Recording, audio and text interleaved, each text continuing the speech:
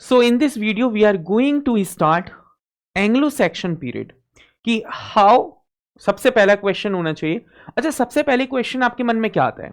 History of English literature हम पढ़ते हैं तो सबसे पहले क्वेश्चन आपके मन में क्या आता है कि सर इंग्लैंड बना कैसे, ब्रिटेन बना कैसे, how how did it look like in earlier period, मतलब ये पहले दिखता कैसा था? क्या कोई डायरेक्टली अंग्रेजों ने वहां पर रूल किया, डायरेक्टली रोमन्स ने वहां पर रूल्स किया, या वहां के भी कुछ लोग हुआ करते थे? जैसे इसका एग्जाम्पल आपको समझना होगा, जब ब्रिटिशर्स इंडिया आते हैं तो इंडिया के अंदर ऑलरेडी इंडियंस जो हैं वो रिसाइड कर रहे थे। ओके, सो जब रोमन्स आते हैं, एंग्लो सैक्सन्स आते हैं, जर्मेनिक ट्राइब्स आती हैं, तो इंग्लैंड में कौन रह रहा था? हु लिव्ड देयर, वहां पर कौन रह रहा था? हमें वहां से स्टार्ट करना है। ओके, हमें समझना है कि हाउ डिड लुक लाइक, वो कैसे दिखता था, मतलब किसकी तरह दिखता था। ओके, तो चलिए स्टार्ट कर लेते हैं हम क्लासेस को। So you have to know कि we are going to study the history of English literature. English literature is associated with the country which name is Britain, जिसका नाम क्या है? ब्रिटेन है। आपको दिख रहा है? यदि नहीं दिख रहा है तो मैं दिखा देता हूं आपको। देखो ये रहा नक्शे में, यदि आपको नहीं दिख रहा है तो अब आपको दिख जाएगा। देखो ये जो वाला पार्ट है, ये जो आप ऊपर वाला पार्ट आप देख रहे हैं, ये दिख रहे हैं, ये सारा क्या है सर? ब्रिटेन है। ओके, ब्रिटेन जिसे आज आप यूके कहते हैं, वो यूके नहीं था। Okay, it was a deserted place. Deserted place का मतलब समझते हो? सुनसान area. I think there was no particular tribe to reside there. वहां पर कोई एक पर्टिकुलर ट्राइब नहीं थी। There are different many tribes migrate and then move कर जाते थे वो। ओके, लेकिन England was a fertile land. Okay, England कैसी थी? एक फर्टाइल लैंड थी, और जो भी जमीन फर्टाइल होगी वहां पर हमेशा लोग आएंगे और लोग वहां पर रिसाइड करेंगे। ऐसा ही होता है इंग्लैंड के साथ। तो इंग्लैंड जब इनिशियल लेवल पर हम बात करते हैं तो इंग्लैंड दिखता कैसे था? तो इंग्लैंड कुछ ऐसे दिखता था। इंग्लैंड ए था। ओके, ये आपका जो वाला पार्ट है ये सारा का सारा यूरोप वाला पार्ट है। ओके, ये जो आपको दिख रहा है ये सारा क्या है? Britain. There is no particular tribe, यहां पर हम कह सकते हैं there is no particular tribe, there was no particular tribe. बिल्कुल हमें बेसिक से समझना है। There was no particular tribe, there was no particular tribe. Okay, जैसे कि जब when Britisher came to India, okay, when Britisher came to India तो Indians resided here, तब वहां पर इंडियंस जो है वो यहां पर रह रहे थे। जब रोमन्स वहां पर जाते हैं तो वहां पर कोई भी नहीं रह रहा था। ठीक है, वहां पर लोग कैसे पहुंचते हैं, आइए हम समझते हैं यहाँ की पूरी कहानी को। सबसे पहले आपको समझना होगा एक वाली बात कि यहां पर जब जब आप देखेंगे तो सर यहां पर जो ट्राइब्स आई, जो लोग रहने लगे, उन्हें हमने क्या कहा? एग्जैक्टली में आपको समझना है। यहां पर जो लोग रहते थे उन्हें हम इनहैबिटेंट्स थे। The inhabitants of Britain is called Celts. इन्हें हम क्या कहते हैं सर? सेल्ट्स कहते हैं। क्या कहते हैं सर? सेल्ट्स कहते हैं, याद रखना। सेल्ट्स भी कहते हैं, समटाइम इन्हें ब्रिटॉन्स भी कहते हैं। ओके, ब्रिटॉन्स, या फिर हम गेल्स कहते हैं। क्या कहते हैं? गेल्स कहते हैं। Up to 55 BC. ओके, तो अब कभी आपको याद रखिएगा, England, the people who reside in England was called Celts, Brythons and Britons and Gaels. Sir who is Gaels, who is Britons, who is Celts, where they come from, वो कहां से आ रहे थे? क्योंकि एज यू सेड, जैसे आपने कहा कि यहां पर there was no particular tribe, जब कोई पर्टिकुलर ट्राइब नहीं थी तो ये सेल्ट्स कहां से आ गए, ये ब्रिटॉन्स कहां से आ गए, गेल्स कहां से आ गए? तो क्या इसकी स्टोरी समझना चाहते हैं? चले तो समझते हैं। एग्जैक्टली में जब हम बात करते हैं किसकी, जब हम यहां पर बात करेंगे इन सब लोगों की, तो आपको यहां से समझना है जो सेल्ट्स थे वो कहां से थे। सेल्ट्स जो हैं, we are talking about Celts. Okay, हम किसके बारे में बात कर रहे हैं? We are talking about Celts. Okay, अभी आपको समझ में आएगा Roman Julius Caesar, okay, king Arthur, वो आपको सारी पिक्चर्स धीरे धीरे क्लियर होने शुरू हो जाएंगी। Age of Chaucer, okay, renaissance, Anglo Saxon period, Anglo Norman period, William Shakespeare, ये सारी चीजें आपको बहुत धीरे धीरे क्लियर होंगी। You have to keep patience, आपको पेशेंस रखना होगा।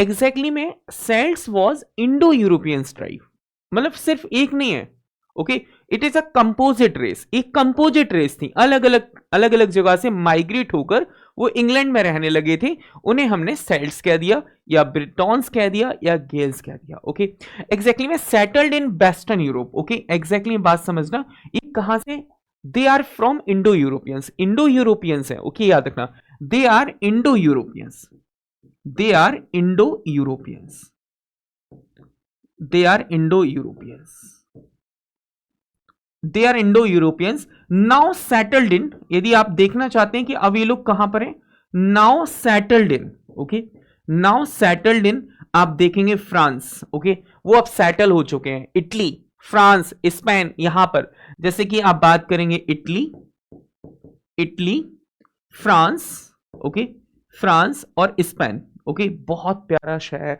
बहुत प्यारी कंट्री है स्पेन, ये याद रखिएगा। तो एक लोग क्या है सर, स्पेन में एग्जैक्टली में क्या हो गए थे, सेटल हो गए थे। यदि आप आज इन लोगों को देखना चाहते हैं कि जो सेल्ट्स हैं, जो इंडो यूरोपियंस हैं, वो अब कहां सेटल्ड हो गए हैं, वो सेटल्ड हो गए हैं Italy, France and Spain. Okay, जो सेल्ट्स हैं वो इटली, फ्रांस और स्पेन में जाकर अभी सेटल हो गए। यदि आप अभी जानना को चाहेंगे कि अभी वो लोग कहां रहते हैं, तो वो इटली, फ्रांस और स्पेन में ही रहते हैं।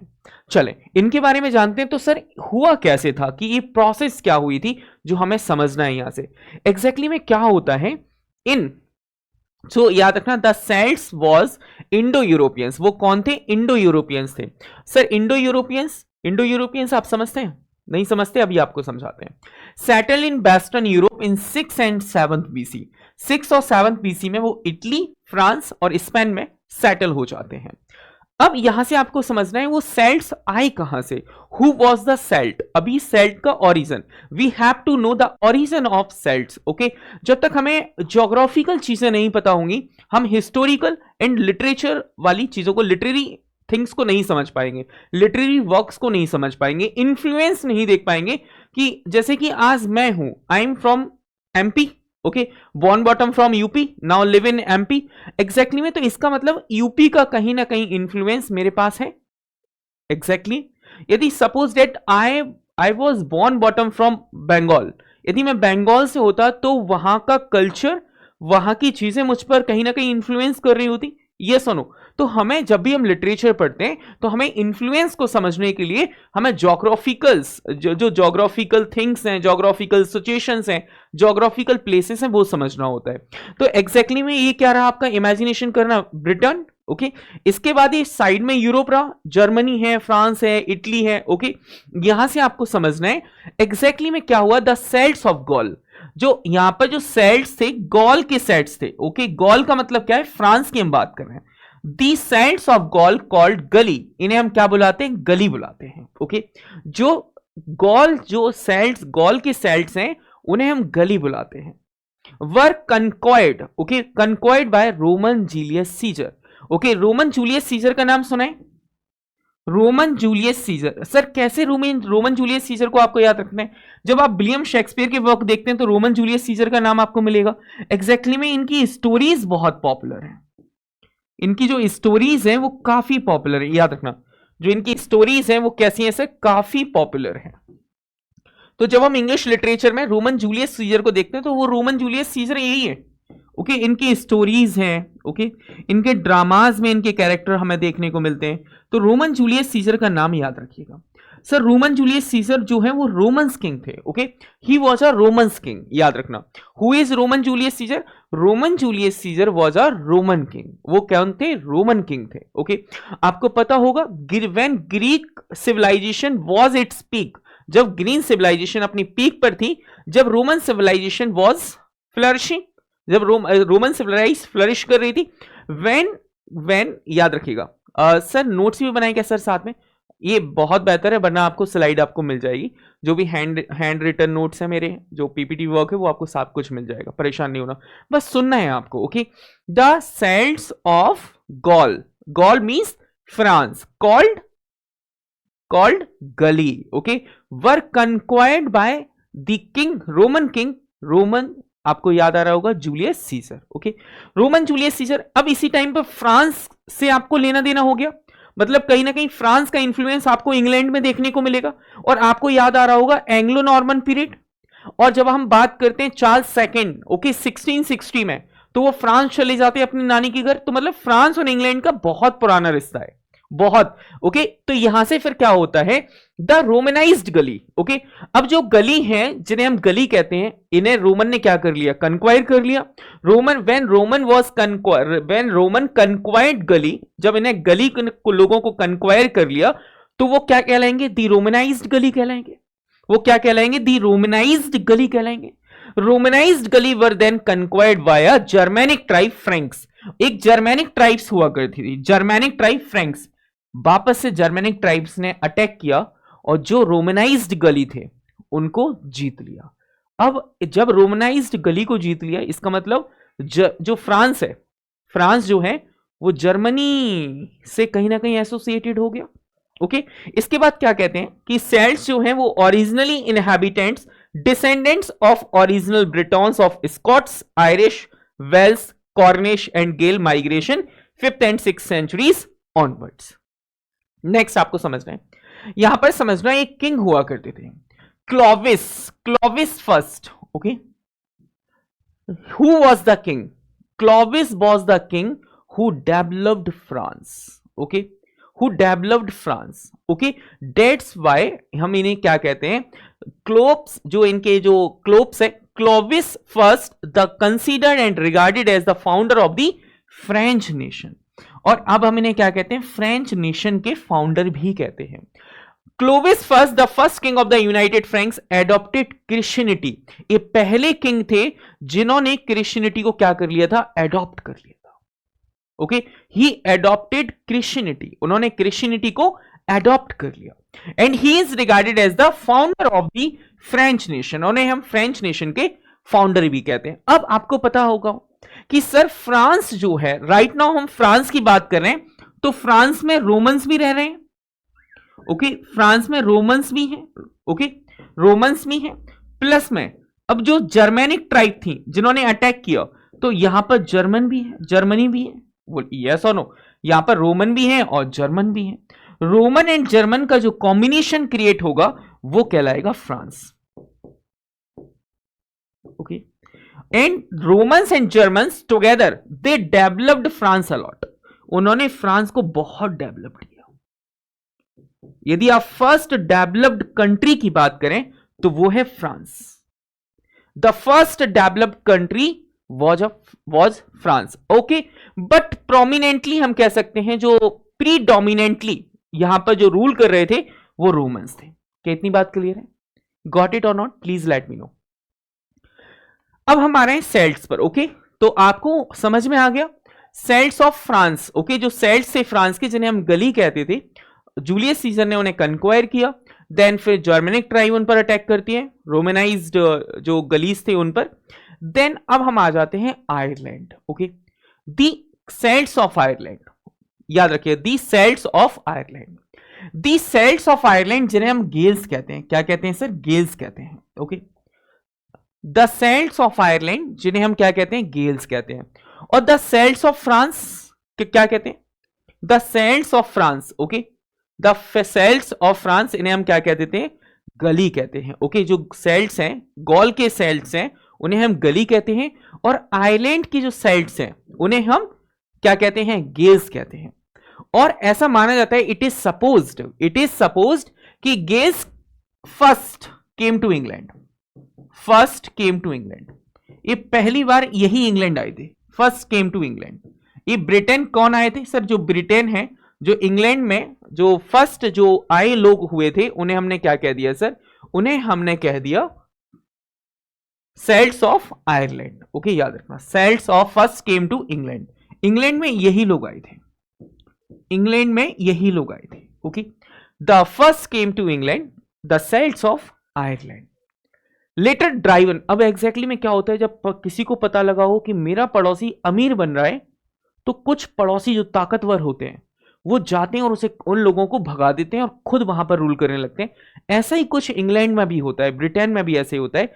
Letter driven west into Ireland and north into Scotland by another group of Celts, जिन्हें हमने ब्रिथॉन्स कहा एंड ब्रिटॉन्स कहा, who probably came from France. Okay, एक कहां से आ रहे थे? जो ब्रिटॉन्स थे, फ्रांस से, वो इंग्लैंड पहुंचते हैं और जो सेल्ट्स थे इनको वो क्या करते हैं, ड्राइव इन कर देते हैं। कुछ लोग स्कॉट्स चले जाते हैं, स्कॉटलैंड चले जाते हैं, कुछ लोग आयरलैंड वापस चले जाते हैं। और राइट नाउ इन इंग्लैंड, अब इंग्लैंड में कौन है, इंग्लैंड में अब जो रूल कर रहे हैं, इंग्लैंड में जो रह रहे हैं एंड फ्लरिश कर रहे हैं and learn art and music in oral tradition, वो हैं कौन, आपके ब्रिथॉन्स या फिर Britons. Probably they came from France, वो कहां से आते हैं, फ्रांस से आते हैं। अब वापस चलें फ्रांस पर, चलते हैं फ्रांस पर। एग्जैक्टली में क्या होता है, द गेल्स इन आयरलैंड, जो गेल्स थे आयरलैंड में, were attack by Scandinavian. Okay, Scandinavian, इन्हें हम कहते हैं बॉरमोंगर। ओके, याद रखना, इन्हें हम बॉरमोंगर कहते हैं। जैसे कि आपने जब इंडियन हिस्ट्री पढ़ते हैं तो यहां पर कुछ ट्राइब्स आई जो सिर्फ पैसा लूटने आती थी, सिर्फ दे वांट टू ओनली लूट, वो सिर्फ लूटना चाहते थे, वो गोल्ड। ओके, जो मंगोल लोग थे वो क्या करते थे, कहते हैं कि जब वो आया करते थे वो जानवरों की तरह आया करते थे और मंदिर मस्जिद तबाही मचाकर चले जाया करते थे। ये सुनो, इसी टाइप से in western countries there were some tribes, उन्हें हम क्या कहते हैं, स्कैंडिनेवियन। ओके, ये वाइकिंग्स थे, नॉर्समैन थे in 9th and 10th AD, but were defeated in 104, लेकिन 104 में उन्हें क्या कर दिया गया, ऐसा डिफीट कर दिया गया। ओके, राइट नाउ क्लियर है। तो वाइकिंग्स का जो अटैक हम देखते हैं, नॉर्मन्स का हम अटैक देखते हैं इंग्लैंड में, वो यहां से आता है। स्कैंडिनेवियंस वॉज बॉरमोंगर्स, इन्हें हमें बॉरमोंगर्स कहते हैं। मतलब ये युद्ध के लिए जाने वाली प्रजाति थी, सिर्फ लूटना ही सिर्फ इनका काम था। ओके, नेक्स्ट यहां पर समझेंगे, यहां पर इन्होंने फर्स्ट ऑक्यूपाई किया इंग्लैंड को, ये मैं आपको बता चुका हूं। The Irish were converted into Christianity, जो आयरिश पीपल थे उन्होंने सबसे पहले क्रिश्चियनिटी को कन्वर्टेड होते हैं in the middle of 5th century by Saint Patrick. वहां पर एक सेंट हुए, Saint Patrick a Christian Briton, हमने इन्हें क्या कह दिया, क्रिश्चियन ब्रिटॉन कह दिया। ओके, अब आप समझ रहे होगे ना कि कितनी डीप स्टडी है लिटरेचर की, बहुत, मतलब आपको धीरे धीरे आप समझ पाएंगे।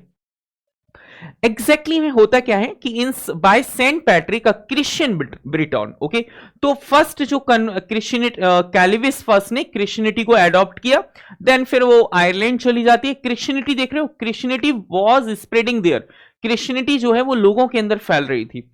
Right now the Irish were converted into Christianity, जो आयरिश पीपल थे, ओके, जो आयरिश पीपल थे, they were converted into Christianity in the middle of the 5th century by Saint Patrick a Christian Briton. Okay, याद रखिएगा। He became the patron saint of Ireland, और वो बहुत बड़े संत बन जाते हैं, जैसे कि आज हमारे इंडिया में बाबा बागेश्वर धाम बने, बाबा बागेश्वर धाम है। इसी टाइप से उस टाइम पर बागेश्वर धाम जैसे ही एक व्यक्ति हुआ करते थे जिन्हें हमने क्या कहा, the patron saint of Ireland, वो थे आपके सेंट पैट्रिक। ओके, क्या नाम था, Saint Patrick. And his missionaries carried Irish Christianity to England, और उन्हीं की जो मिशनरीज थी वो, जैसे कि भारत के अंदर जो मिशनरीज आई थी वो क्रिश्चियनिटी को क्या करने आई थी। Okay, they want to spread Christianity among the Indians as the similar his missionaries carries Irish Christianity, जो आयरिश क्रिश्चियनिटी थी, टू इंग्लैंड। वो लोग इंग्लैंड में आते हैं और आयरिश क्रिश्चियनिटी को कैरिड आउट करते हैं। Then Irish poetry dates back to the times of Saint Patrick. Okay, Saint Patrick का नाम याद रखना। तो आप समझ गए कहीं ना कहीं ईरान, आयरिश पीपल का भी इंफ्लुएंस कहां पर रहा होगा, आयरिश पीपल का भी इंफ्लुएंस, आयरलैंड के लोगों का भी इंफ्लुएंस यहां पर रहा होगा। ओके, अब हम आते हैं पॉइंट पर। The Celts of England, the Celts of England कौन है, दी सेल्ट्स ऑफ इंग्लैंड है ब्रिटॉन्स, या फिर हम कह सकते हैं Brythons. Britons and Brythons was the Celts of England। Okay, जो Celts of England हैं वो हैं ब्रिथॉन्स और ब्रिटॉन्स। एग्जैक्टली में drove the Gaels out the occupied southern half of the island, और इन्होंने आइलैंड को बहुत तरीके से ऑक्यूपाई कर लिया। लेकिन व्हेन जूलियस सीजर, अब इंटरेस्टिंग सी बात है, किसी ने कहा है ना कि तुम यदि किसी की फटे में टांग अड़ाओगे, तुम किसी के जीवन में दखल अंदाज करोगे, किसी को इंटरप्शन करोगे, तो उसके कंसिक्वेंसेस आपको फेस करने ही होंगे। ऐसे ही होता है। अब आपको पुरानी स्टोरी पे जाना है। when रोमन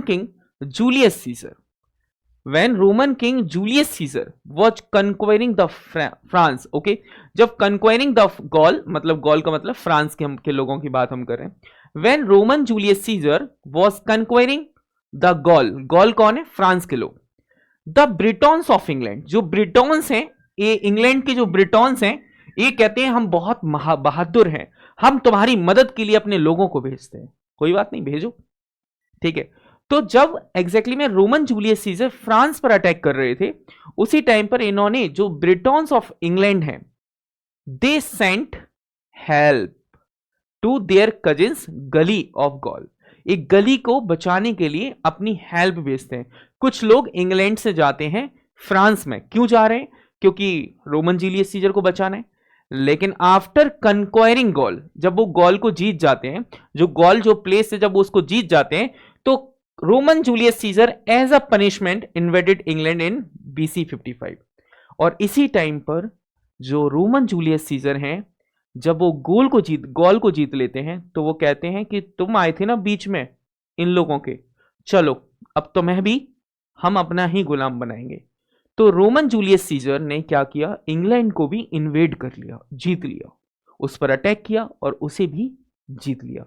अब यहां से जो सेल्ट्स थे, अब Celts was ruled by Romans. अब रोमन्स के द्वारा इन्हें क्या किया जा रहा है? रूल किया जा रहा है।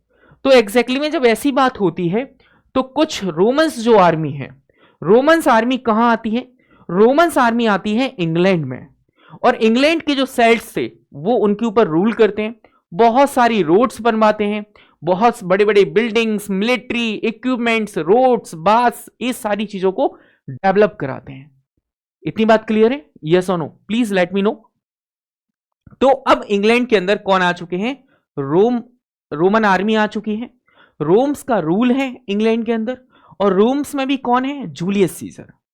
अब जूलियस सीजर का नाम यदि आपने सुना है, तो वापस जूलियस सीजर तो चला जाता है, but he left his army in England. और एज आई टोल्ड यू कि England was fertilized land, okay, बहुत फर्टिलाइज लैंड हुआ करती थी, तो यहां पर प्रोडक्शन बहुत अच्छा हो रहा था। तो यहां से वो बिजनेस करके रोम को क्या कर रहे थे? बड़ा कर रहे थे, रोम को फ्लरिश कर रहे थे। इतनी बात क्लियर है? तो एग्जैक्टली हमें यहां से समझना है, यहां से ये स्टोरी आती है, great stories of Roman Julius Caesar. Right now the Britons of Wales had a distinctive language and culture. जो ब्रिटॉन्स थे, अब उनके पास कोई अलग कल्चर है। Its influence on the English literature is little beside the tale of King Arthur, okay, यहां पर king of अर्थर की कहानी भी हमें देखने को मिलती है। नेक्स्ट पर हम बात करते हैं यहां पर, after conquering Gaul, Caesar as a punishment invaded England in BC 55, और एज अ पनिशमेंट के तौर पर वो इंग्लैंड के अंदर रूल को एस्टैब्लिश कर लेते हैं। वो क्या करेंगे? रूल को एस्टैब्लिश कर लेंगे, ओके। इतनी बात क्लियर है? चलो चले। तो अंडर द रोमन रूल, अब आपको समझना होगा, under the Roman rule Britain was Romanised. Under the Roman rule Britain was Romanised and converted into Christianity. अब यहां पर जो सेल्ट्स रह रहे थे वो भी क्रिश्चियनिटी को अडॉप्ट कर लेते हैं। दे एडॉप्टेड क्रिश्चियनिटी, ओके। एंड जब रोमन्स वहां पर रह रहे हैं, तो रोमन्स डेवलप्ड ब्रिटेन, उन्होंने ब्रिटेन को काफी डेवलप्ड किया विथ न्यू सिटीज, उन्होंने नए नए शहर बनाए, नए नए रोड्स बनाए, नए नए बास बनाए, एक्सेट्रा। एंड दे उन्होंने फोर्टिफाई कर दिया इंग्लैंड की जो उनकी टेरिटरी थी, उनको फोर्टिफाई कर दिया। अब क्या होता है? लॉन्ग ईयर्स, ओके, एक लंबे समय तक, एक लॉन्ग पीस, याद रखना, long years of peaceful reign of the Roman Empire on Britain. एक लंबे समय तक कोई भी सिविल वॉर नहीं होता, कोई भी ट्राइब्स वॉर नहीं होता, कोई बड़ा वॉर नहीं होता। And long years of peaceful reign of the Roman Empire on Britain, जब रोमन एम्पायर ब्रिटेन पर पीसफुली तरीके से रूल करता है, made its people very soft and unwarlike, okay. अब यहां के लोग जो हैं वो बहुत मॉडेस्ट हो चुके हैं। वो जो सेल्ट्स हैं, original inhabitants of England became the soft, okay, वो बहुत सॉफ्ट बन जाते हैं एंड अनवॉरलाइक। अब उनसे युद्ध नहीं किया जाता। अब यदि रोमन एम्पायर पर उनकी कंप्लीटली डिपेंडेंसी है, यदि आज रोमन आर्मी ब्रिटेन को छोड़कर चले जाए तो वो किसी से लड़ नहीं सकते। वो इतने सीधे साधे और इतने शांत हो चुके हैं, इतने प्लासीफाई हो चुके हैं।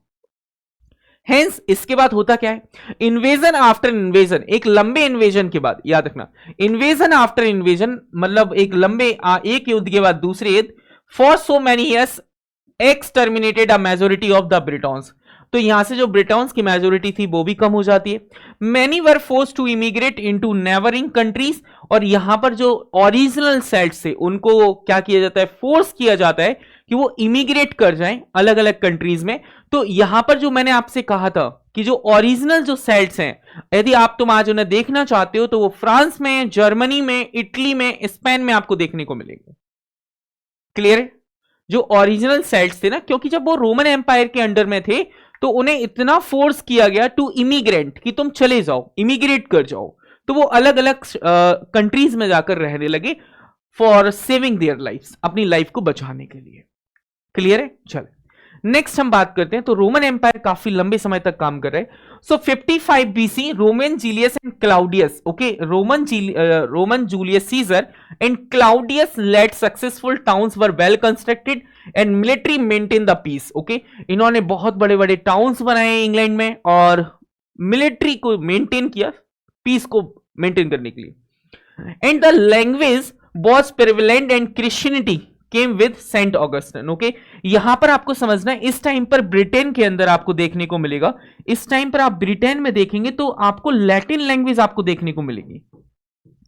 Latin language was prominent, okay, Latin language was prominent there. Why Latin language? अब आपको देखना होगा जब आप विलियम शेक्सपियर की राइटिंग को देखते हैं तो his writing was influenced by Latin language, उनकी जो विलियम शेक्सपियर की जो राइटिंग है वो लैटिन लैंग्वेज से काफी इन्फ्लुएंस्ड है, ओके, जैसे हमने ओल्ड इंग्लिश कह दिया, ओके, तो वो लैटिन लैंग्वेज है। आज आप देखते हैं जितने भी जैसे स्टेडियम, ओके, एक वर्ड आता है स्टेडियम, स्टेटा, ओके, जितने भी आप पोडियम है, बैक्टीरियम है, ये सारे के सारे वर्ड जो है वो ग्रीक और लैटिन लैंग्वेज के वर्ड है, ओके।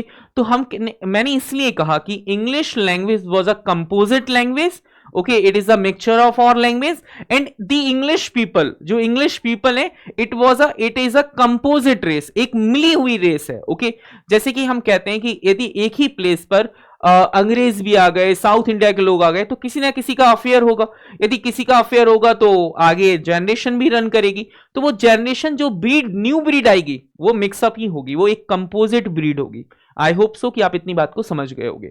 तो यहां से एग्जैक्टली में फिर होता क्या है, एक लंबे समय के बाद अब रोम के साथ बहुत बुरा होता है। सर रोम के साथ क्या बुरा होता है? एक जर्मेनिक ट्राइब्स हुआ करती थी जिसका नाम था Visigoth, okay. Visigoth was a Germanic invaders, एक जर्मेनिक इन्वेडर्स थे and Germanic invaders attack Rome, और वो क्या कर देते हैं, जर्मेनिक इन्वेडर्स जो होते हैं वो रोम पर अटैक कर देते हैं। अब रोम पर अटैक हुआ है, अब आर्मी कहां पर है, आर्मी है इंग्लैंड में, जो रोमन आर्मी है वो कहां पर रिसाइड कर रही है, जो रोमन आर्मी है वो है इंग्लैंड में।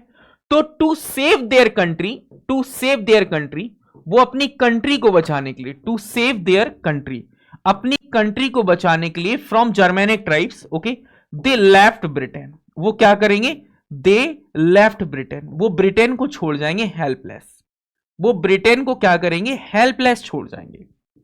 वो कैसा करेंगे, वो हेल्पलेस छोड़ जाएंगे, ब्रिटेन को क्या करेंगे, हेल्पलेस छोड़ जाएंगे।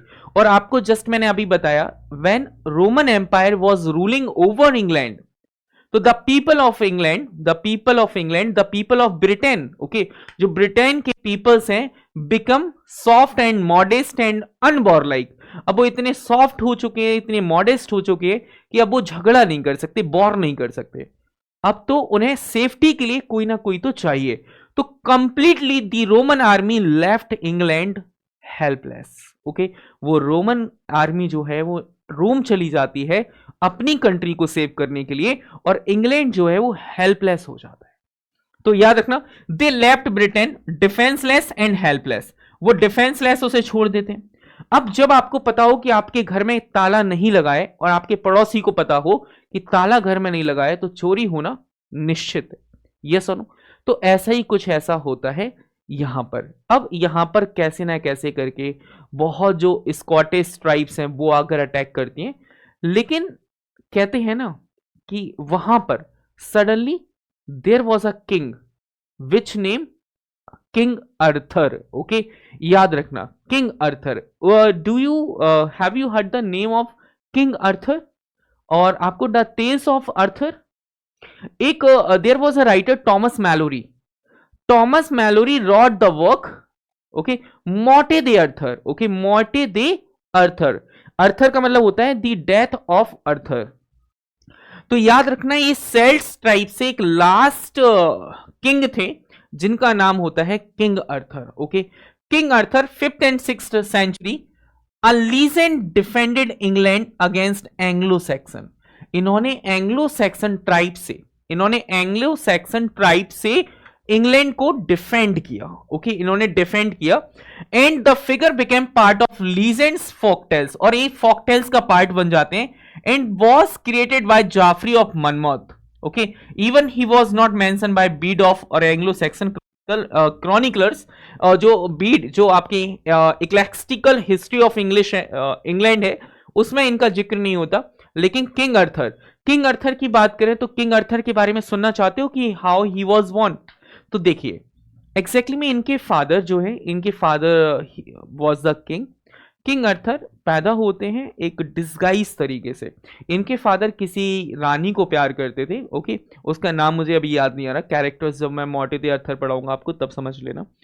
तो वहां पर क्या होता है, अर्थर पैदा होता है, अर्थर को बचाकर पाला जाता है। और ये जो तलवार देख रहे हो ना, ये जो तलवार आप देख रहे हो, ये तलवार एग्जैक्टली में एक पत्थर में गड़ी थी। जब अर्थर पैदा होते हैं तो अर्थर ने उस तलवार को निकाला और बोला कि मैं ही हूं किंग, मैं ही हूं किंग। ओके, मैं ही किंग हूं। ओके, तो ये जो तलवार है इसको एक्सिक्विडस कहते हैं। ओके, इस तलवार को हम क्या कहते हैं, एक्सिक्विडस कहते हैं। तो इस तलवार को याद रखना, कहीं ना कहीं यदि आप इंग्लिश लिटरेचर में आप केवीएस, एनबीएस, कभी असिस्टेंट प्रोफेसर की तैयारी करते हैं तो किंग अर्थर की एक बहुत प्यारी स्टोरी है रिटन बाय टॉमस मैलोरी। याद रखना टॉमस मैलोरी ने इस वर्क को लिखा है, टॉमस मैलोरी ने इनके वर्क को लिखा है। टॉमस मैलोरी ने, इनके वर्क का नाम है मोर्टे दे अर्थर, मोर्टे दे अर्थर। ओके, मोर्टे दे अर्थर। ओके, मोर्टे दे अर्थर, इसका इंग्लिश मीनिंग होता है, मोर्टे दे अर्थर का मतलब होता है the death of Arthur. Okay, the death of Arthur. Clear है कहानी? तो अर्थर, किंग अर्थर के बारे में प्लीज याद रखिएगा कि एंग्लो सैक्सन से पहले लास्ट किंग थे ब्रिटेन के। तो ऐसा माना जाता है कि King Arthur is believed, King Arthur is believed, ऐसा माना जाता है to be the last king of Britain. और who was the last king of Britain? तो वो थे King Arthur. Okay, before the invasion of the Anglo Saxon, Anglo Saxon tribes attack करती है और ही डाइड, उनकी डेथ हो जाती है। उनकी क्या हो जाती है? डेथ हो जाती है। तो प्लीज याद रखिएगा किंग अर्थर को, बहुत इंपोर्टेंट कैरेक्टर है। And Thomas Malory wrote the work on him, Morte d'Arthur, Morte d'Arthur, the death of Arthur. Okay, तो इनकी बहुत अच्छी है। इनके कैरेक्टर में एग्जैक्टली में इनको द राउंड टेबल, याद रखना, he establish the round table. Sir what is a round table? आपको पता है, in the reign of Arthur he establish the round table. कोई मुझे बताएगा what is round table? What is round table? Anybody tell me? तो आप कहेंगे sir round table exactly में अर्थर की मिनिस्ट्री में एक ऐसी टेबल हुआ करती थी, यहां पर ब्रेव नाइट्स बैठा करते थे। ब्रेव नाइट्स, ओके, याद रखना, brave knights sit here. Okay, brave knights जो है वो यहां पर बैठा करते थे। अब ब्रेव नाइट्स बैठकर यहां पर दुनिया भर की बातें करते थे, अपने अपने एक्सपीरियंस को शेयर करते थे। और एग्जैक्टली में this is the part of chivalric novels. Okay, chivalric, okay, याद रखना, chivalric novels, this is the part of chivalric novels. Chivalric novels का मतलब क्या था? जहां पर हम truth, loyalty, loyalty, honesty, honesty and हम लव की बात करते हैं। इसी को हमने कह दिया शिवालरिक नॉवेल्स। क्या कहा? Chivalric novels. Chivalric novels is a types of novels in the earlier period. सबसे अर्लियर पीरियड में सबसे प्यारा जो टाइम पीरियड है वो किसका है सर? वो ये शिवालरिक नॉवेल का है। क्लियर है? चले डन। चलो नेक्स्ट हम आते हैं अब अगली बात पर। अब King Arthur the last king of Britain die, उनकी डेथ हो जाती है। Britain was helpless and defenceless, brave knights and brave round table याद आएगा? ओ वाओ, चलो यहां समझते रहो छोटी छोटी बातों को। After the death of Arthur, Arthur की डेथ के बाद, okay, after the death of Arthur England become defenceless, restless, okay, England Britain became turn to be restless, defenceless, okay, वो डिफेंसलेस है। अब वहां पर एग्जैक्टली में वहां के लोगों को the original people of Britain, okay, can't fight, वो लड़ नहीं सकते थे। दे बिकम प्लासिड, वो बहुत शांत हो चुके थे। वो सिर्फ एक प्लेस थी नॉर्थम्ब्रिया, ओके, नॉर्थम्ब्रिया में वो बस सिर्फ अपना पढ़ते लिखते थे, उन्हें मतलब नहीं था कौन आ रहा है, कौन जा रहा है, कौन रूल कर रहा है, और उन्हें कोई लेना देना नहीं था क्योंकि वो थोड़े से ही बचे थे। जब England become defenceless, so there was many attacks by many tribes, बहुत छोटी छोटी ट्राइब्स आती हैं, अटैक करती हैं। ऐसा माना जाता है, इट इज सपोज्ड, कि इट इज सपोज्ड ऐसा माना जाता है। अब बड़े ध्यान से समझना, एग्जैक्टली में जो आपको जो 3 ट्राइब के नाम आपको याद रखना है, एंग्लो सैक्सन ट्राइब, ओके, कुछ थे जूट्स, ओके, कौन थे सर? जूट्स। कुछ थे एंजर्स, ओके, एंजर्स, एंड आप कह सकते हैं Saxons, okay. They are Germanic tribe, they are Germanic tribe, याद रखना, they are Germanic tribe, they are Germanic tribe. वो कौन है? जर्मैनिक ट्राइब्स हैं। They came to England to rule over it, वो यहां पर उन्हें इंग्लैंड आते हैं और इंग्लैंड पर अटैक करते हैं और यहां पर अपना रेन एस्टैब्लिश कर लेते हैं। और वो अब एक नया एरा स्टार्ट हो रहा है after the death of King Arthur. और ये एरा का जो टाइम पीरियड है वो टाइम पीरियड है 450 एडी।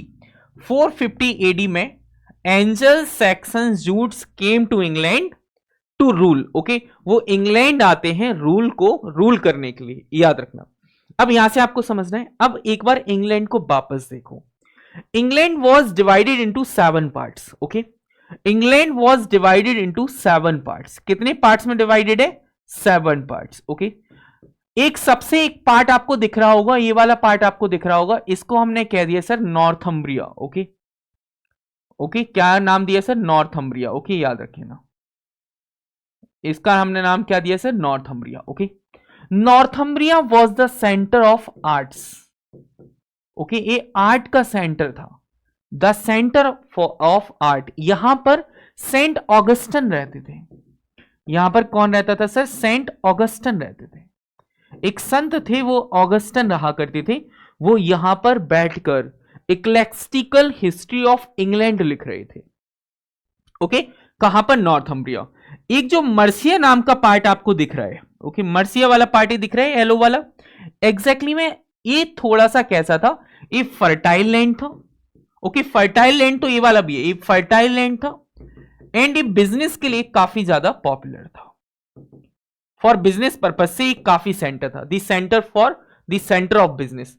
जो नीचे वाला आपको पार्ट दिख रहा है, Sussex, Essex, Wessex, East Anglia, okay, Kent, Sussex, ये वाला जो पार्ट था इसे हम politics, the centre of politics, यहां से ब्रिटेन की पॉलिटिक्स डिसाइड होती थी।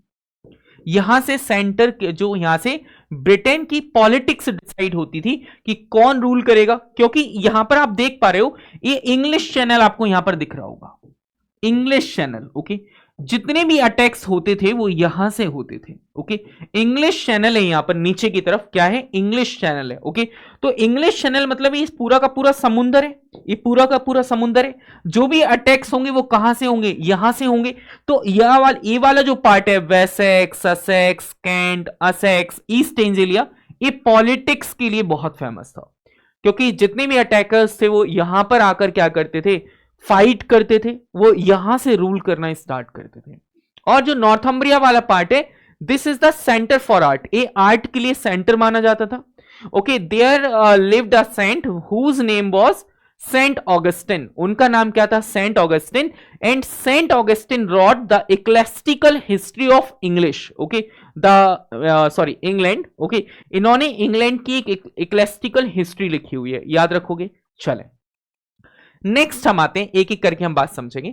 जो ब्रिटेन्स के ब्रिटॉन्स हैं, सेल्ट्स ब्रिटॉन्स हैं, वो ब्रिटेन के हैं, ओके। जो एंजल्स आए थे, उन्होंने अपने नाम पर जो एंजल्स आए हुए थे, यहां पर ये जो देख रहे हो जर्मेनिक ट्राइब जो एंजल्स हैं, एंजल्स आते हैं इंग्लैंड और अपने नाम पर अपना नाम रख लेते हैं England, okay.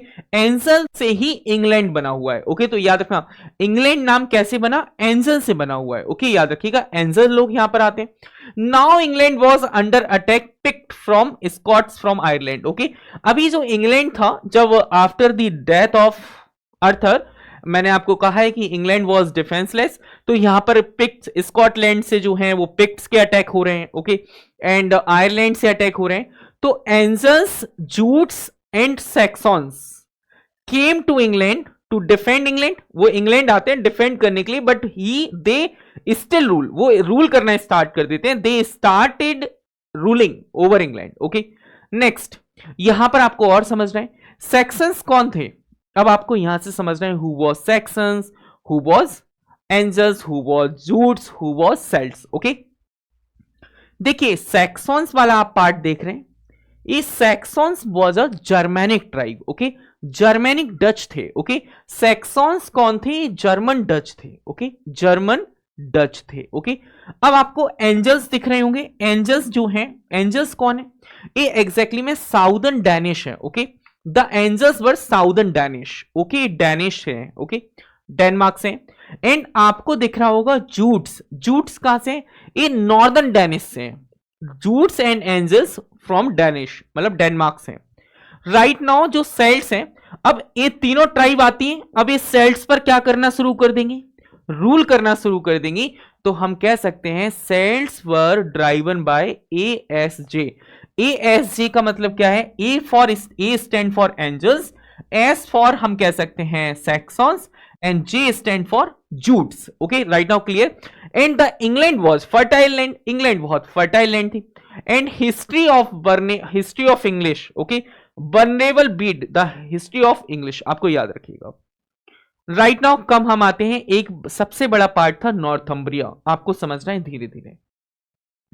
Northumbria, Northumbria where the monk Bede, वहां पर एक मॉन्क थे Bede, okay.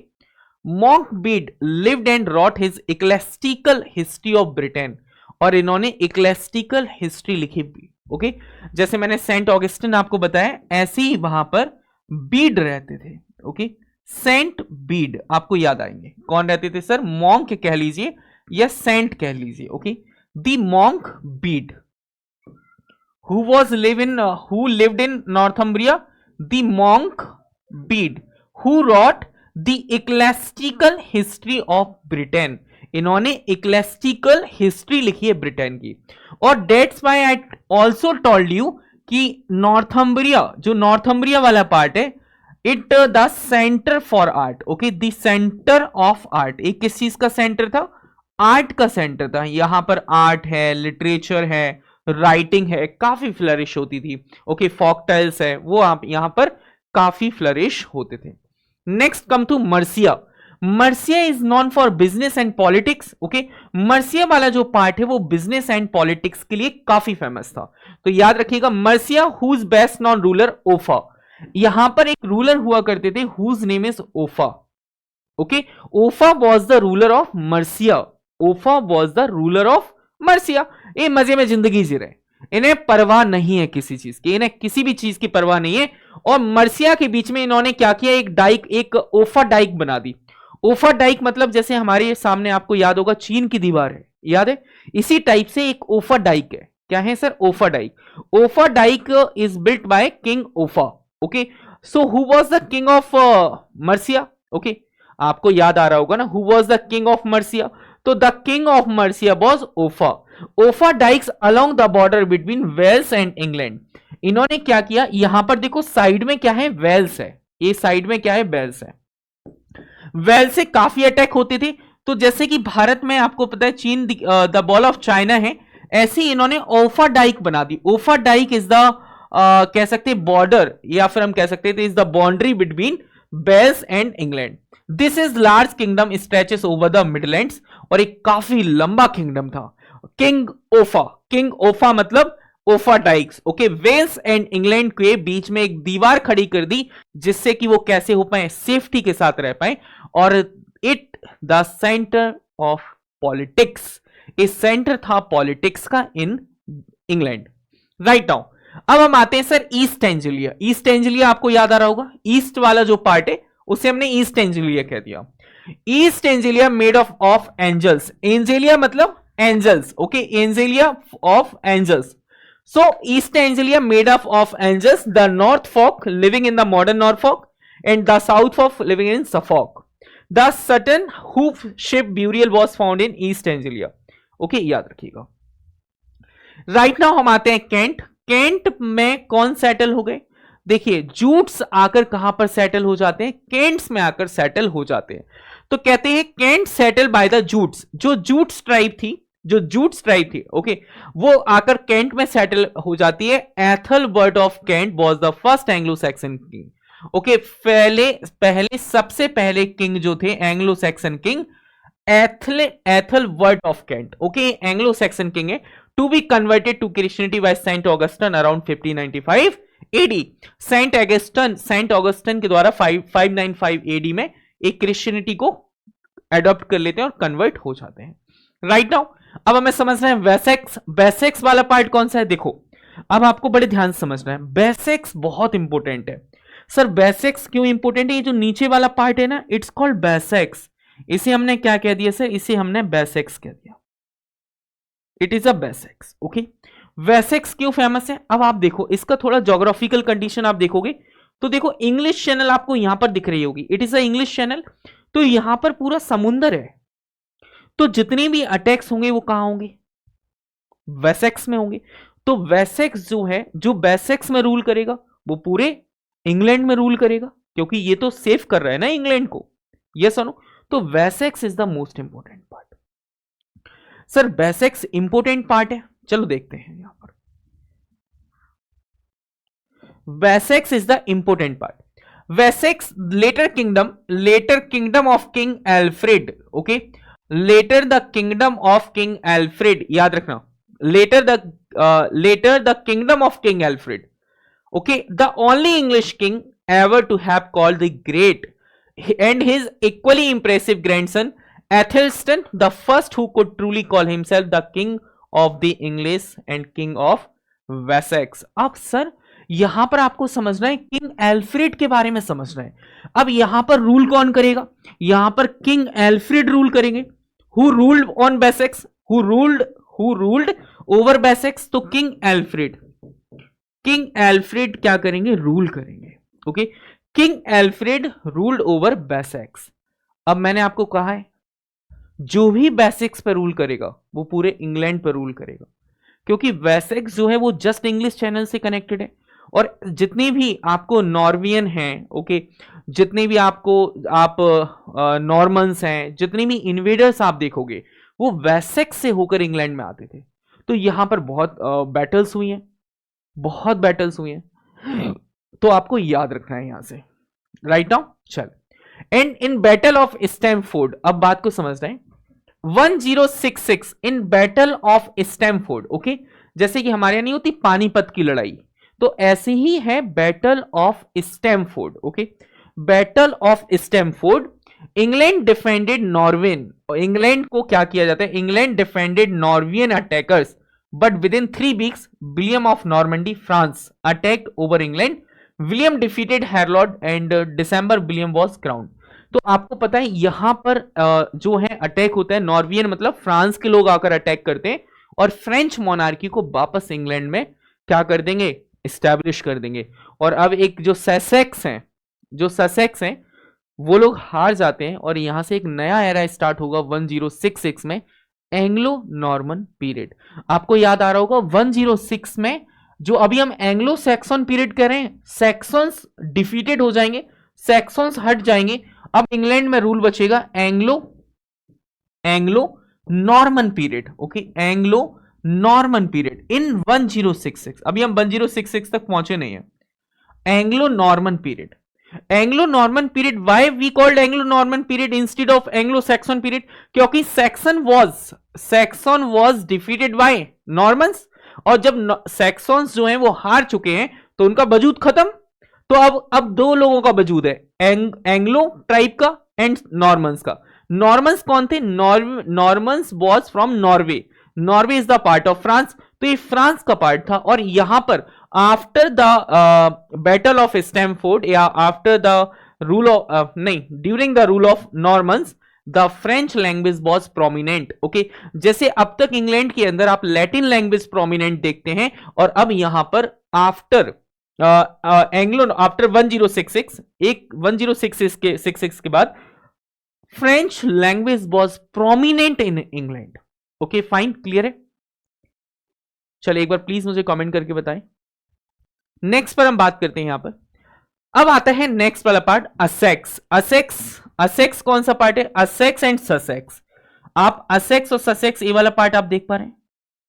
Essex and Sussex, जो कैंट है, कैंट एकदम शांत हो जाते हैं क्योंकि जूट्स आर सेटल्ड हियर। जो जूट्स हैं वो आकर सेटल्ड हो जाते हैं, Jutes settled here. Okay, Essex and Sussex की बात करते हैं।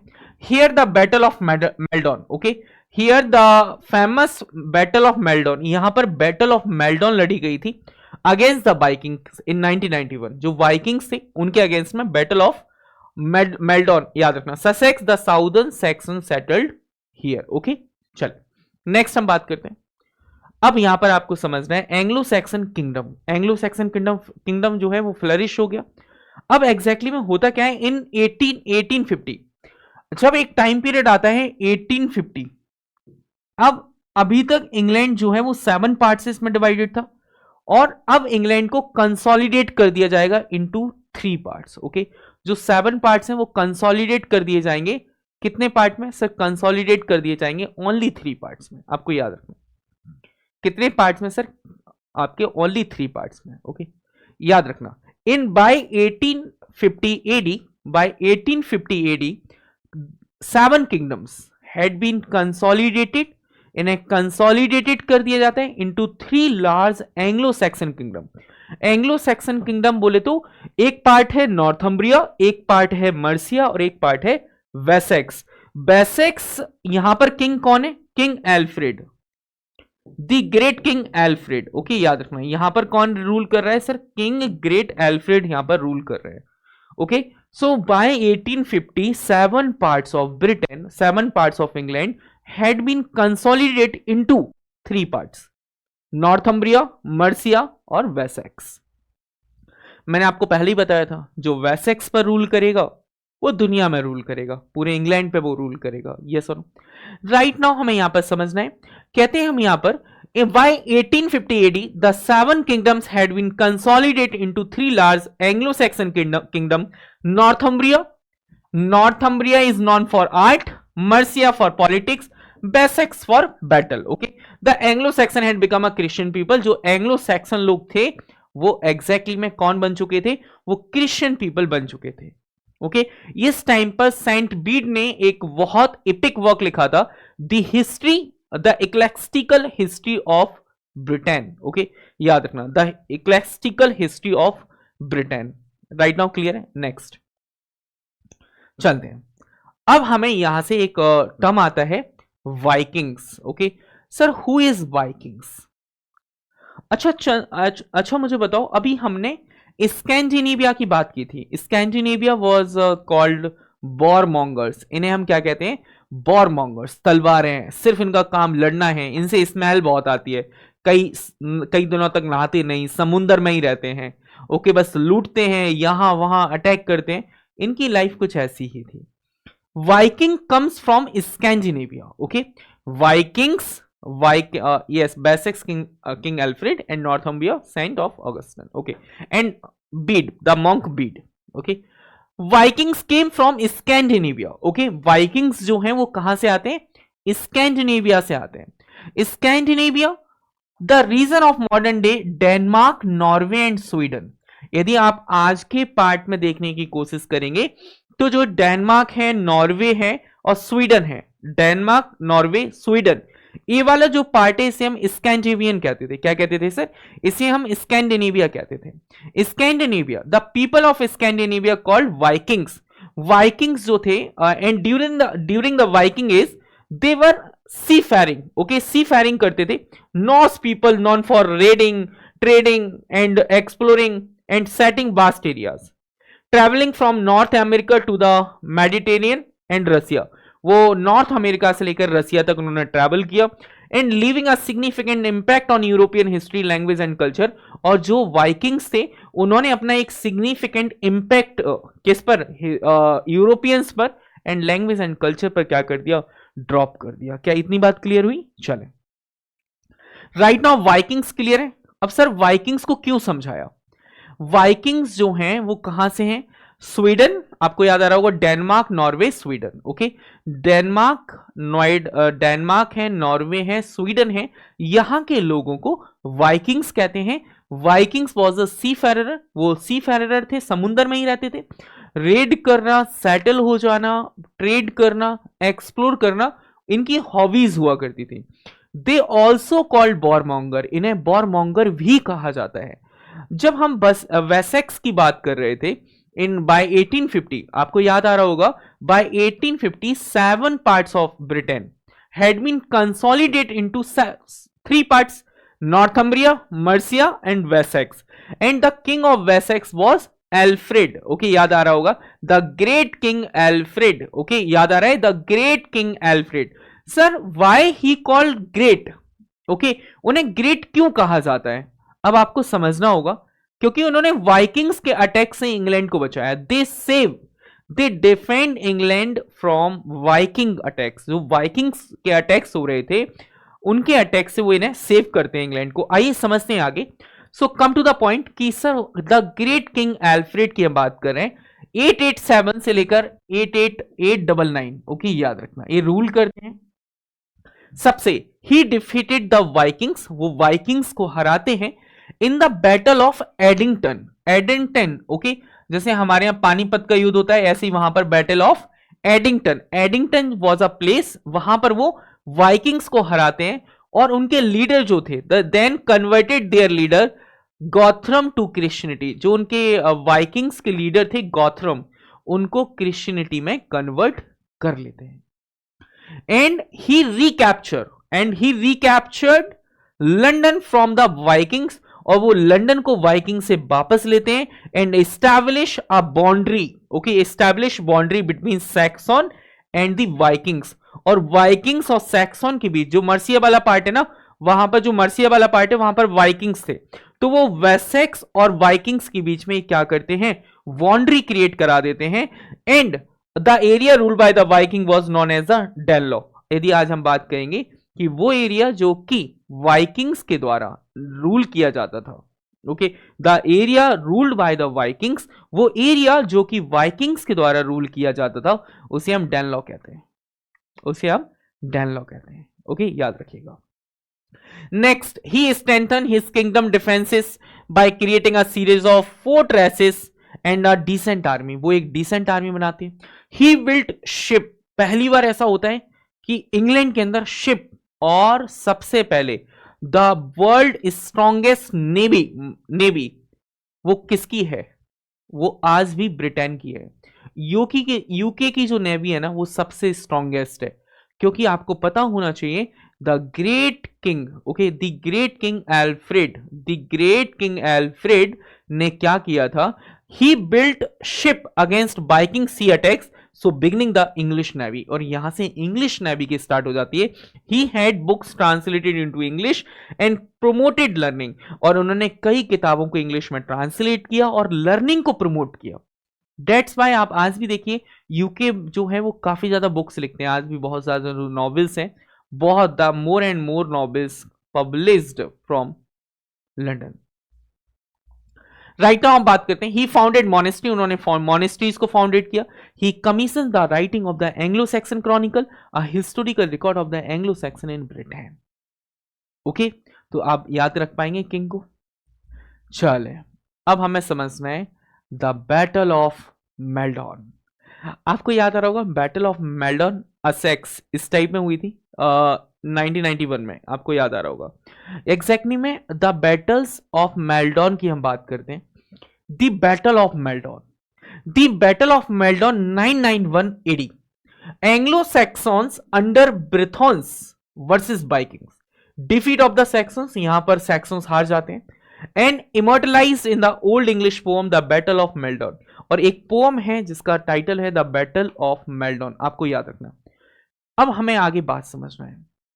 Exactly from 455 to 799 AD, okay याद रखना, from 455 to 799 AD, this is called dark edges.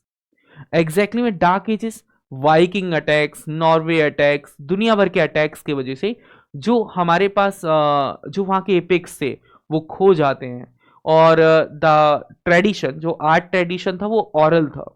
Okay तो रिटर्न फॉर्म में हमें कुछ ज्यादा मिलता नहीं यहां से कि कौन कौन राइटिंग कर रहे थे। देयर वर 4 मैन्यूस्क्रिप्ट, सिर्फ 4 मैन्यूस्क्रिप्ट थी जिसमें कुछ पोएम्स हैं, कुछ स्टोरीज हैं, वो हम जानेंगे। So the so called dark ages 455 CE to 799 CE occurred after Rome fell, जब रोम का फेल हो जाता है, and barbarian tribes moved into Europe, Franks, Ostrogoths, Lombards and Goths settled in the ruins of Europe, and the Anglo-Saxon and Jews migrated to Britain, displacing native celts into Scotland, Ireland and Wales। तो मैंने आपको कहा था जब angels जाते हैं तो वो वहां के जो सेल्ट्स होते हैं वो डिस्प्लेस कर देते हैं नेटिव सेल्ट्स को इनटू स्कॉटलैंड। कुछ जो सेल्ट्स हैं वो स्कॉटलैंड चले जाते हैं, आयरलैंड चले जाते हैं, वेल्स चले जाते हैं। तो वहां का पर्टिकुलर लिटरेचर हमें नहीं मिलता। राइट नाउ हमें पढ़ना है किसको। अब हम थोड़ा सा लिटरेचर, एंग्लो सैक्सन लिटरेचर पर नजर डालेंगे। There was a poet whose name Caedmon, okay तो यहां पर हमें कैडमन हाइम्स देखने को मिलती हैं। Caedmon hymns considered it as the oldest poem in English. तो कैडमन की जो हाइम्स हैं, हाइम्स समझते हो भजन, ओके जो हाइम होती हैं, भजन जो होते हैं, जो गॉड के लिए होते हैं, तो Caedmon hymns consider is the oldest poem in English. The poem Beowulf is the most famous work of Old English literature. जो ब्यूवुल्फ है वो काफी फेमस वर्क है ओल्ड इंग्लिश लिटरेचर का। रीजनल डायलेक्ट्स जो होती थी, अच्छा हमारे यहाँ बोली अलग अलग बोली जाती हैं, जैसे बुंदेलखंड में जाओगे बुंदेली बोली जाएगी, हरियाणा में हरियाणवी बोली जाएगी, दिल्ली में मिक्स बोली जाती है, ओके मथुरा में जाओगे खड़ी बोली जाती है, ओके ब्रज भाषा बोली जाती है। तो इस टाइप से रीजनल डायलेक्ट्स वहां पर हुआ करती थी, जैसे नॉर्थम्ब्रियन, कौन कौन सी थी, Northumbrian, Mercian, Kentish and West dialects. Okay it's called, हमने क्या कह दिया, यहां पर there were 4 dialects, Northumbrian, Mercia Mercian, Kent Kentish, okay and West dialects. जितनी भी बेस्ट में थे, ससेक्स थे, वेसेक्स थे, ओके ससेक्स हैं, असेक्स हैं, वेसेक्स हैं। 3 नॉन पोइट्स, यहां पर 3 नॉन पोइट्स आपको देखने को मिलते हैं, Caedmon, Aldhelm and Cynewulf. So right now हम आते हैं सिनवुल्फ पर। And all anonymous mostly oral poetry, little has survived, poetry does not rhyme. Poetry में कोई राइमिंग नहीं होती थी, बस एक एलिट्रेशन होता था, बार बार वही शब्द रिपीट करते थे। Beginning with the same sound, variation and caesura यहां पर आपको देखने को मिलता है। राइट नाउ हम सिनवुल्फ की बात करते हैं। अभी हमने कैडमन की बात की, right now we are talking about Cynewulf. Cynewulf के बारे में बात करेंगे। Sir who was Cynewulf? Cynewulf was a poet, okay one of the few Anglo Saxon poets. एक कुछ फ्यू पोएट्स में से, उनमें से वो एक थे Anglo Saxon poets who sign his work, wrote religious poetry with Christian themes. जो सिनवुल्फ है इन्होंने रिलीजियस पोएट्री लिखी है क्रिश्चियन थीम्स पर। एंड नॉन वर्क, इनके कुछ वर्क हैं जैसे Juliana, Elene, Christ second, okay and the fates of epistles, okay इनका एक वर्क है the fates of the epistles. Bede, okay Saint the monk, Bede के बारे में बात करें, एक हिस्टोरियन भी है, एक मॉन्क भी है। Wrote in Latin but crucial for understanding early English, Christianity and culture. Major work है इनका ecclesiastical history of the English people या फिर ब्रिटेन इन 1731, मैं ऑलरेडी बता चुका हूं। ओके फाइन, एक बार प्लीज मुझे कमेंट करके बताते हैं। Done, okay fine. Right now हमने कहा there are 4 major poetic manuscripts. पहली मैन्यूस्क्रिप्ट है द जूनियस मैन्यूस्क्रिप्ट। फर्स्ट आती है द जूनियस मैन्यूस्क्रिप्ट।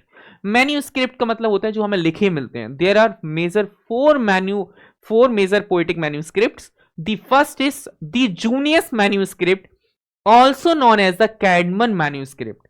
इसे हम कैडमन मैन्यूस्क्रिप्ट भी कहते हैं। एग्जैक्टली में it is a illustrated collection of poems. यहां पर बहुत सारा कलेक्शन है पोएम्स का, बिब्लिकल नैरेटिव्स भी है। The first and longest of the genesis. The second is exodus, जो फर्स्ट है, जो फर्स्ट और सबसे लंबी है वो है जेनेसिस। जो सबसे लंबी पोएम है इनमें से पोएम है जेनेसिस। सेकेंड है एक्सोडस एंड थर्ड है Daniel and the fourth is Christ and Satan. भूलोगे तो नहीं। The first and longest poem of Junius manuscript is कौन सी है? जेनेसिस। ओके, याद रखना। The second is Exodus and the third is Daniel, the fourth is Christ and Satan. Okay, चले यहां पर हम बात करते हैं। नेक्स्ट हमारे पास थर्ड आती है, सेकेंड आती है the Exeter book. The Exeter book is an anthology, एक एंथोलॉजी है लोकेटेड इन द एक्स्टर। ये हमें एक एक्स्टर प्लेस पर मिली थी, फिर हमने चर्च को इसे डोनेट कर दिया था। चर्च को हमने क्या कर दिया था? डोनेट कर दिया था। The Exeter book is an anthology located in the Exeter cathedral since it was donated 3 in the 11th century. It contains a series of poems entitled Chris First, Chris Second, Chris Third, and Guthlac and Juliana based on Saint's life. Shorter poem The Rune, The Wanderer, The Seafarer, The Wife's Lament, The Husband Messes. Okay, याद रखना। यहाँ की कुछ ये poems हैं। Right now, there are the Versili book contains both poetry and prose. It is not known how it came to be in Versili. ये Versili में कैसे आती है कोई नहीं जानता। पोम है dream of the rood, story of the crucifixion. Okay, rood का मतलब जो है, यहां पर एक जो वर्ड आया रूड, इससे यूजीसी नेट में क्वेश्चन पूछा गया है। यहां से यूजीसी नेट में क्वेश्चन पूछा गया है। UGC NET asked the question dream of the rood. Rood का मतलब होता है क्रूसिफिकेशन, क्रॉस। आप समझते हैं क्रॉस का मतलब क्या होता है? क्रॉस आपने देखा होगा, जो चर्च के बाहर इस टाइप का एक सिंबल लगा रहता है, जिसे हम क्या कहते हैं? जिसे हमने कह दिया था क्रॉस। ओके, तो रूड का मतलब है cross. Rood stand for cross. जो रूड है वो स्टैंड है क्रॉस को लिए। ओके, किसके लिए? क्रॉस के लिए स्टैंड करता है। Okay, fine. चले नेक्स्ट पर हम आते हैं। द ब्यूवुल्फ मैन्यूस्क्रिप्ट सबसे इंटरेस्टिंग पोएम है, सबसे इंटरेस्टिंग स्टोरी है।